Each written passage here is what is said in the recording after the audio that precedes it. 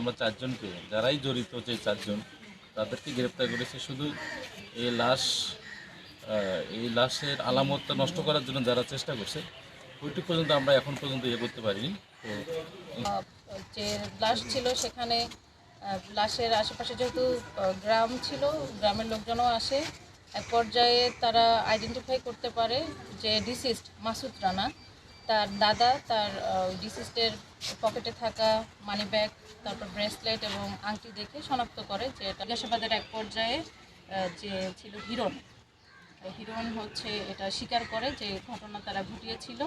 ঘটনায় মোট 4 জন ছিল জড়িত, রিয়াদ, হিরণ এবং তার সহযোগী আরও 2 জন মহিলা ছিল। 17 তারিখে রাত 11:30টার দিকে রিয়াদ এবং মাসুদের মধ্যে টাকা পয়সার ভাগাভাগি নিয়ে ঝামেলা হয়। তো এই ঝামেলার এক পর্যায়ে, এটা কিন্তু রাত 11:30টার ঘটনা, রিয়াদের বাড়ির কাছে, মানে একদম ওর বাড়ির রাস্তার উপরে যাওয়ার মাঝে একদম সন্নিকটে। আর ওর বাড়িটা এমন একটা জায়গা যে নির্জন, আশেপাশে কোনো বাড়ি নেই। তো ওখানে ঘটনাস্থল, হিরণ ছিল সাথে এবং রিয়াদ। তো তর্কাতর্কির এক পর্যায়ে রিয়াদ ক্ষিপ্ত হয়ে একটা ইট দিয়ে আঘাত করে ডিসিস্ট মাসুদকে। তো ঘটনাটা যেটা হচ্ছে যে রিয়াদ তার মাসুদের অনেক ঘনিষ্ঠ বন্ধু, এবং মাসুদ যেহেতু প্রায়ই ঢাকা থেকে আসতো, মাসুদের বাবা মারা গিয়েছিল, মা ছিল, মা ঢাকায় থাকতো। তো এখানে আসলে সে প্রায়ই রিয়াদের বাসায় থাকতো। তো 14 তারিখ থেকে 14, 15, 16, 17 এই সময়টা, মানে পুরোটা সময় সে রিয়াদের বাড়িতেই অবস্থান করছিল। সেখানে অবস্থানকালীন সময়ে যেটা হচ্ছে যে 18 তারিখে 17 তারিখে রাত 11:30টার দিকে রিয়াদ এবং মাসুদের মধ্যে টাকা পয়সার ভাগাভাগি নিয়ে ঝামেলা হয়। তো এই ঝামেলার এক পর্যায়ে, এটা কিন্তু রাত 11:30টার ঘটনা, রিয়াদের বাড়ির কাছে, মানে একদম ওর বাড়ির রাস্তার উপরে যাওয়ার মাঝে একদম সন্নিকটে। আর ওর বাড়িটা এমন একটা জায়গা যে নির্জন, আশেপাশে কোনো বাড়ি নেই। তো ওখানে ঘটনাস্থল, হিরণ ছিল সাথে এবং রিয়াদ। তো তর্কাতর্কির এক পর্যায়ে রিয়াদ ক্ষিপ্ত হয়ে একটা ইট দিয়ে আঘাত করে ডিসিস্ট মাসুদকে। তো আঘাত করার সাথে সাথে সেখানে মাসুদ পড়ে যায়, যেহেতু পড়ে যায়, বাট তখনও সে তার শ্বাস প্রশ্বাস ছিল। বাট যখন পড়ে গিয়েছে, তারা টেনে বাড়ির ভিতরে নিয়ে যায়। বাড়ির ভিতরে রিয়াদের মা ছিল, তার ওয়াইফ ছিল। বাড়ির ভিতরে নিয়ে যাওয়ার পরে তারা মাথায় পানি ঢালে, এবং মাথায় পানি ঢালতে ঢালতে মানে তখনই সে সেখানে মারা যায়।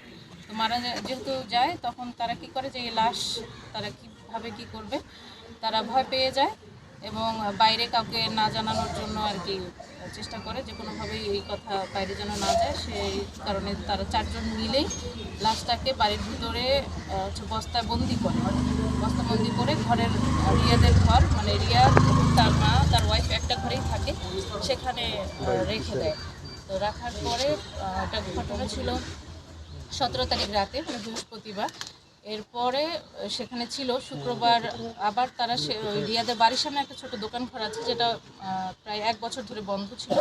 তো ওই ঘরে তারা রেখে দেয়, যেহেতু ওই পাশে কেউ যাওয়া আসাও করে না, রাস্তার সাইডে, এবং দোকান ঘর বন্ধ।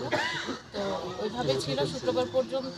তারপরে যখন গন্ধ বের হচ্ছিল লাশের, তখন তারা সেখানে আর রাখতে পারে নাই।